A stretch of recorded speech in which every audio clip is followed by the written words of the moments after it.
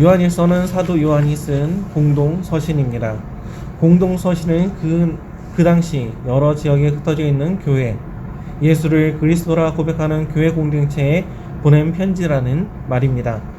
공동 서신은 한결같이 그 당시에 나타난 이단 사상을 반박하고 복음을 변증하며 핍박과 박해로 인해 고통받는 성도들을 위로하며 교회가 바른 믿음을 굳세게 지키라는 격려의 내용을 담고 있습니다. 오늘 본문으로 설정된 요한일서의 주요 내용도 초대교회 1세기 당시에 유행한 영지주의 교리 중 하나인 예수의 몸은 환상일 뿐이라는 가연설을 반박하는 것입니다. 영지주의가 무엇입니까? 육신은 악하고 영은 선하다는 분열적 사고를 하는 이원론에서 파생된 것입니다. 이 영지주의자들은 성육신하신 예수는 환영에 불과한 몸을 잠시 빌어 이 땅에 임하신 것이며 본질적으로 인간의 육신을 입지 않았고 따라서 죽지도 않았으며 십자가에서 그 육신을 버렸다고 주장합니다.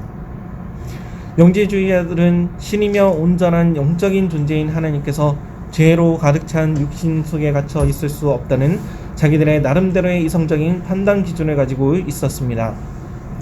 그래서 예수가 가짜 몸을 입고 있다가 그 몸을 헌식잔처럼 버렸다는 가연설을 주장하는 것입니다. 하지만 인간의 유한하며 타락한 이성으로 자신보다 큰 신적 존재를 다 이해하려는 것 자체가 신성에 대한 도전이 아닙니까? 이 가연설을 앞세운 영지주의는 초대교회 공동체에 들어온 암적 사상 중 하나였습니다. 가연설을 따르면 성육신 잔체가 성립되지 않고 십자가 대속과 부활의 영화로운 몸, 육신이 다시 자라는 교리도 무너지고 마는 것입니다. 가연설에 따르면 예수님의 십자가의 복음은 그저 희극 배우의 연극에 불과한 것이 됩니다.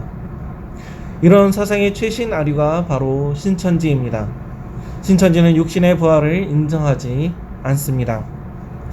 여인의 후손으로 동정녀 마리아의 몸을 빌어 이 땅에 태어나신 예수 그리스도가 온전한 육신을 입은 하나님이라는 것이 바로 성경의 가르침이며 초대교회의 가르침입니다. 그래서 오늘 사도 요한은 물과 피를 강조하며 예수 그리스도의 성육신과 십자가 대속의 복음을 증거합니다. 사도 요한은 이 영지주의의 가연설을 반박하는 말씀을 요한복음에서도 나누었는데 요한복음 1장 14절에 말씀이 육신이 되어 우리 가운데 거하심에 우리가 그의 영광을 보니 아버지의 독생자의 영광이요 은혜와 진리가 충만하더라고 고백하고 있습니다. 로고스, 즉 말씀, 영이 육신이 되어 우리 가운데 거한다는 것입니다. 이 얼마나 충격적이고 놀라운 말씀입니까? 로마 제국 아래에서 헬레니즘 문화의 영육 이원론에 익숙한 사람들에게는 정말 충격이 아닐 수 없는 말씀입니다. 영은 선하고 육은 악하다고 그냥 일자무식으로 믿는 헬레인들에게 로고스가 육신이 되어 우리 가운데 살고 있다라고 선언해 버리는 것입니다. 이 선언 자체가 헬레인들에게는 충격입니다.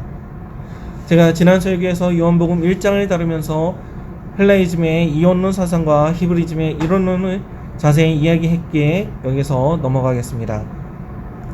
영지주의의 가연설을 반박하기 위해 마태복음과 누가복음은 예수님의 탄생 이야기를 상세하게 기술하고 있으며 사도 요한은 요한일서 4장에서 사랑하는 자들아 영을 다 믿지 말고 오직 영들이 하나님께 속하였나 분별하라. 많은 거짓 선지자가 세상에 나왔습니다. 이로써 너희가 하나님의 영을 알지니 곧 예수 그리스도께서 육체로 오신 것을 시인하는 영마다 하나님께 속한 것이요 예수를 시인하지 아니하는 영마다 하나님께 속한 것이 아니니 이것이 곧 적 그리스도의 영이니라. 오리라 한 말을 너희가 들었거니와 지금 벌써 세상에 있느니라 라고 말씀함으로써 예수 그리스도가 육체로 오신 것을 시인하는 영마다 하나님께 속했다고 말하고 있습니다. 사도 요한은 요한이서 1장 7절에 미혹하는 자가 세상에 많이 나왔나니 이는 예수 그리스도께서 육체로 오심을 부인하는 자라. 이런 자가 미혹하는 자요 적 그리스도니라며 예수 그리스도의 육체로 오심을 부정하는 자가 적 그리스도라며 영지주의의 가연설을 단죄하고 있습니다. 본문 4절에 보니 하나님께로부터 난 자마다 세상을 이긴다고 말합니다. 하나님께로부터 난 자가 누구입니까? 본문 1절에 친절하게 예수께서 그리스도이심을 믿는 자마다 하나님께로부터 난 자니라고 알려주고 있습니다. 예수께서 그리스도, 즉 메시아임을 믿는 자가 하나님께로부터 난 자라는 것입니다. 사도 요한이 전하는 예수님은 누구입니까?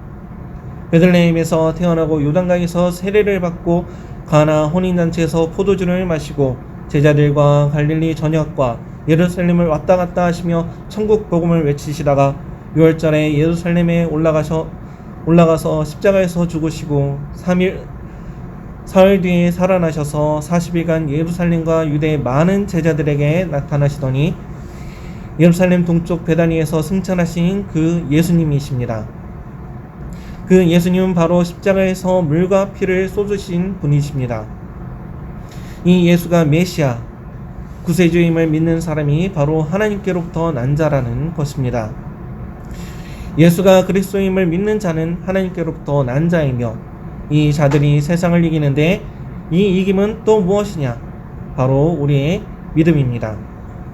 우리가 세상을 이기는 것은 세상의 높은 자리에 올라가고 슈바이처나 김대중처럼 노벨상을 받아 세상으로부터 인정받는 것이 아니라 예수가 하나님의 아들이심을 믿는 그 믿음으로 세상을 이긴다는 것입니다. 그럼 예수님은 누구이십니까? 물과 피로 임하신 분이십니다. 요한복음 19장 33절 이하를 보니 예수께 이르러서는 이미 죽으신 것을 보고 다리를 꺾지 아니하고 그중 한 군인이 창으로 옆구리를 찌르니 곧 피와 물이 나오더라. 이를 본 자가 증언하였으니 그 증언이 참이라. 그가 자기의 말하는 것이 참인 줄 알고 너희로 믿게 하려 함이니라고 증언하고 있습니다. 사도 요한이 봤다는 것입니다. 제자들이 다 도망갔는데 사도 요한은 예수님의 십자가 아래서 예수님의 인종을 지켜본 유일한 제자였습니다. 요한 자신이 봤는데 스가랴 12장 10절의 말씀처럼 한 군인이 예수님의 옆구리를 찌를 때 물과 피가 쏟아졌다고 합니다. 이는 의학적으로도 가능한 것으로 심장에서 물과 피가 분리되면 나타나는 현상입니다. 물과 피라는 이 얘기를 왜 합니까? 바로 예수님께서 말씀이 육신이 되어 우리 가운데 거하신 하나님이시라는 것을 반복해서 알려주기 위함입니다. 예수님께서 왜 성육신 하셨습니까? 바로 우리에게 하나님께서 구속의 은혜, 사죄의 은총을 내리셔서 우리의 영혼과 육신을 구원하시기 위함입니다. 하나님께서는 영혼뿐만 아니라 썩어질 육체 또한 구원하십니다. 물은 정결의식에 사용됩니다. 즉 오염되고 더러운 자, 죄인임을 인정하는 자에게 정결예식으로 사용됩니다. 대표적인 것이 문둥병이 나은 자에게 대제사장이 우슬초로 물을 뿌려 정결하게 하는 선언식과 죄임을 인정하는 자에게 물 세례를 베푸는 것입니다. 세례 요한은 죄인임을 인정하는 유대와 예루살렘 모든 사람에게 회개의 세례를 베풀었습니다. 물 세례는 죄의 길에서 돌이키게 하는 것입니다. 지난주에 물 세례에 대해 언급했기에 지나가겠습니다. 그리고 이번 주에 중요하게 다룰 대속의 세례, 피해의 증거가 있습니다. 성도는 죄인인 우리가 죄로 인해 예수와 함께 십자가에서 죽고 죽음을 이기고 부활하신 예수와 함께 살아난다는 십자가 구속의 세례를 받습니다. 그리고 그 피에 참여하는 성찬 예식에 함께합니다. 피, 곧 말씀이 육신이 되어 우리의 죄값을 치르기 위해 십자가에서 흘리신 어린 양의 피, 하나님의 아들 예수가 십자가에서 흘린 대속의 피의 효력을 믿음으로써 의롭다 하심을 받는 칭의의 은혜가 성찬에 참여하는 모든 성도에게 주어집니다. 세례와 성찬은 예수님께서 말씀하신 것입니다. 승천하시면서 아버지와 아들과 성령의 이름으로 세례를 주라고 말씀하셨고 잡히시던 날 밤에는 떡과 포도주를 나누어 주시면서 이것이 너희를 위하여 흘리는 바 내 피이며 내 살이니 이것을 기념하라고 말씀하셨습니다. 이 두 예식은 성례로서 바른 말씀 선포와 권징과 함께 교류의 3대 표지가 됩니다. 교회는 세례와 성찬 예식을 행하면서 다시 오실 예수님을 고대하며 복음의 증인으로 살아가는데, 진리의 성령님께서 예수 그리스도가 하나님의 아들이심을 증언하십니다. 예수님께서는 요한복음 15장 26절에서 내가 아버지께로부터 너에게 보낼 보혜사 본 아버지께로부터 나오시는 진리의 성령이 오실 때에 그가 나를 증언하실 것이요 라고 하심으로써 성령님께서 자신을 증언하시는 분이심을 말씀하셨습니다. 사도 요한의 서신을 보면 상당히 히브리적 문체와 구조, 내용을 담아내는데, 오늘 본문 7절에 증언한 이가 셋이니 성령과 물과 피라고 하는 것을 보면 알 수 있습니다.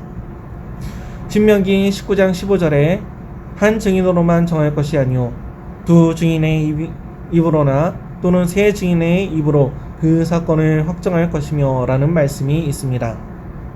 모든 법적 효력이 발생하려면 증인 확보가 중요하기 때문에 성령과 물과 피 이 셋을 증언하는 개별적 인격체로 언급하고 있습니다. 성령은 알겠는데 물과 피는 무엇일까요? 이 셋이 합하여 하나라는 구절은 무엇일까요? 첫 번째는 물입니다. 물은 성부의 증언을 말합니다. 예수님께서 세례 요한에게 세례를 받으실 때 하늘이 열리며 성령이 비둘기같이 형체로 임하시면서 하늘로부터 소리가 나기를 너는 내 사랑하는 아들이라 내가 너를 기뻐하노라는 증언을 받으셨습니다. 두 번째는 피로써 성자 예수님의 증언입니다.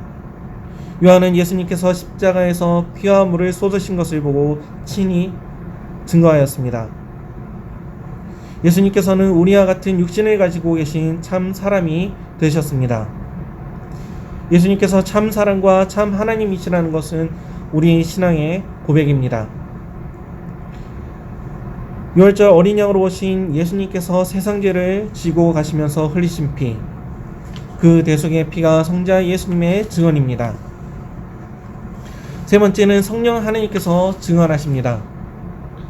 예수님께서 승천하시고 약 7일 뒤, 즉 6월절 이후 50일 뒤인 오순절날 성령 하나님께서 강림하셨습니다. 성령이 충만하자 성도들은 나가서 각각 주어진 방언으로 하나님의 큰 일을 전하며 복음을 증거했습니다. 성령 충만의 가장 분명한 증거는 거룩한 행실과 전도로 나타납니다.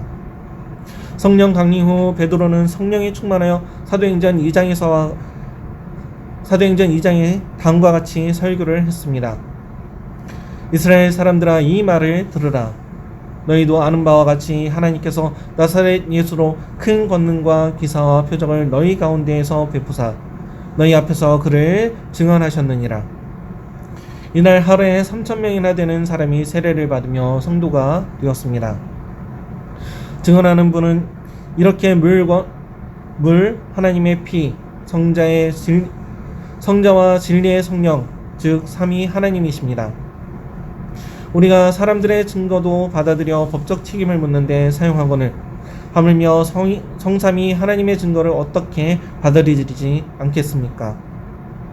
하나님께서 지금 증거하시는 증거는 무엇입니까? 9절을 보십시오. 만일 우리가 사람들의 증언을 받을진대 하나님의 증거는 더욱 크도다. 하나님의 증거는 이것이니 그의 아들에 대하여 증언하신 것이니라. 바로 자신의 독생자 예수 그리스도를 증거하시는 것입니다. 또 본문 10절입니다. 하나님의 아들을 믿는 자는 자기 안에 증거가 있고 하나님을 믿지 아니하는 자는 하나님을 거짓말하는 자로 만드나니 이는 하나님께서 그 아들을 대하여 증언하신 증거를 믿지 아니하였음이라. 우리가 하나님의 아들 예수 그리스도를 믿는다면, 말씀이 육신이 되어 우리 가운데 거하신 것을 믿는다면 우리 안에 하나님의 증거가 있는 것입니다. 예수를 믿는 것이 바로 하나님을 믿는 것이 되는 것입니다. 본문 11절부터 12절입니다. 또 증거는 이것이니 하나님이 우리에게 영생을 주신 것과 이 생명이 그의 아들 안에 있는 그것이니라. 아들이 있는 자에게는 생명이 있고 하나님의 아들이 없는 자에게는 생명이 없느니라. 또 우리에게 증거는 하나님께서 우리에게 영원한 삶, 영생을 주신 것과 이 생명이 그의 아들 예수 그리스도 안에 있는 것입니다. 아들이 있는 자에게는 생명이 있고 하나님의 아들이 그 속에 없는 자, 즉 하나님의 아들을 믿지 않는 자에게는 생명이 없습니다. 성도 여러분, 여러분 안에 물과 피와 성령 삼위 하나님의 증언이신 예수 그리스도가 계십니까? 아들이 있는 자에게는 영생이 있습니다. 이 세상의 권세인 사망을 이길 수 있는 유일한 힘은 성삼위 하나님께서 증언하신 유일한 구원자, 말씀이 육신이 되어 우리 가운데 거하시는 예수 그리스도의 뿐임을 기억하시며 승리하시기를 축원합니다.